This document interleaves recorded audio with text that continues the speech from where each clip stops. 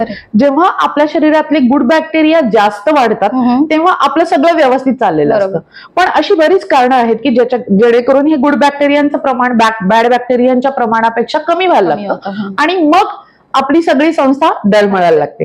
डळमळायला लागते तर काय होतं, तर आपल्याला पहिल्यांदा जीआयटीशी रिलेटेड म्हणजे पचन संस्थेशी रिलेटेड जे काही आजार असतात ते आजार म्हणजे काय आहे, सोपे साधे गॅसेस होतात, ब्लॉटिंग होतं, त्याच्यानंतर ऍसिडिटी होते. त्याच्या पुढे गेलो तर आपल्याला IBS आता खूप कॉमन झालेला आहे, त्याच्यानंतर अल्सरेटिव्ह कोलायटिस आहे. हे अशा प्रकारचे आजार गटशी रिलेटेड निर्माण व्हायला लागतात. पण हे इथेच थांबत नाहीये. गटला आपण सेकंड ब्रेन म्हणतो.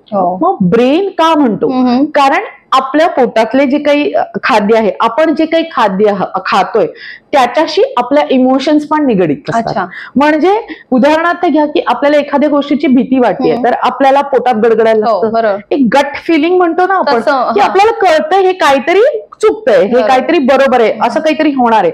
दिस is known as second brain. आणि तो का निगडीत असतो, कारण आपल्या गटचं आपल्या ब्रेनशी कनेक्शन आहे. पहिलं म्हणजे मेंटल आणि ब्रेन हे दोघं कनेक्टेड आहेत. ते कशाने कनेक्टेड आहेत, तर गट ब्रेन ऍक्सिस म्हणतो आपण त्याला. ओके, म्हणजे आपण जे काही खातोय त्याच्यामुळे आपलं मन समाधान होतंय. Nobody knows what is mind, पण तो ब्रेनशी रिलेटेड आहे. आणि एखादी गोष्ट आपल्याला खूप भूक लागली असेल तर आपले इमोशन्स वेगळे असतात. आपलं पोट भरलेलं असेल तर आपले इमोशन्स वेगळे असतात.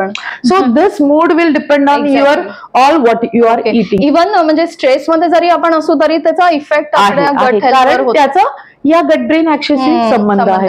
म्हणून तर स्ट्रेस हा इमोशनशी रिलेटेड असतो. म्हणजे आपण खूप स्ट्रेसफुल झालो, आपल्याला खूप स्ट्रेस आला तर आपल्याला सारखं काहीतरी खावं वाटतंय, भिंजेस होतात, काहीतरी बिघडतंय आपल्याला. त्याच्यामुळे याचं हे जे कनेक्शन आहे हे तुमच्या ब्रेनशी रिलेटेड आहे. आणि एंटरिक नर्वस सिस्टीम जे म्हणतो आपण, की जेवढे कनेक्शन्स आपले ब्रेन मध्ये नाहीयेत तेवढे कनेक्शन्स आपल्या आतड्यांमध्ये असतात, तेवढ्या नर्व्स आपल्या आतड्यांमध्ये असतात जेवढे आपले पूर्ण बॉडी पण नाही.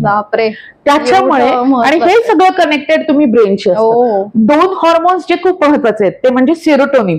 सेरोटोनिन हा तुमच्या गटमध्ये प्रोड्यूस होतो, तिथे निर्माण केला जातो आणि तो तुमच्या ब्रेन मध्ये ऍक्ट होतो. त्याला हॅपी हॉर्मोन म्हणतो. पण तो produce majority of the serotonin will be produce in this गट. ओके, आणि दुसरा हॉर्मोन आहे ते म्हणजे गाबा. हे पण तुमच्या न्यूरोनल कनेक्शनशी निगडीत आहे.